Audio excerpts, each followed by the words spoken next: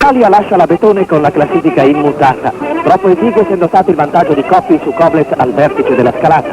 La battaglia fra i due grandi campioni è solo stata abbozzata. La lotta a fondo si scatenerà nei giorni prossimi.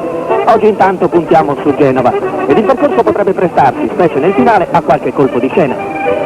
La sorpresa invece si verifica all'inizio. Il belga Couvreur, scattato all'inseguimento di Ciolli e Soldani, si è trascinato a ruota i Toschi e Fontini e in testa si viene a formare un glottoncino di 5 unità, poi ridotte a 4 per una foratura di Isocchi.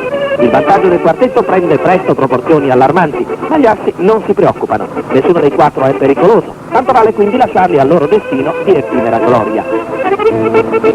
Nel gruppo Koblet e Monti sembrano tramare un piano di battaglia ai danni di Coppi e nel finale il colpo riuscirà loro a perfezione.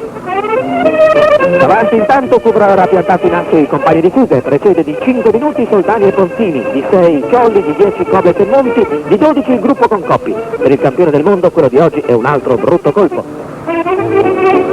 Al campo Shell di Genova il belga corona vittoriosamente la sua solitaria galoppata, donando a Costante Girardengo la gioia della seconda vittoria di tappa.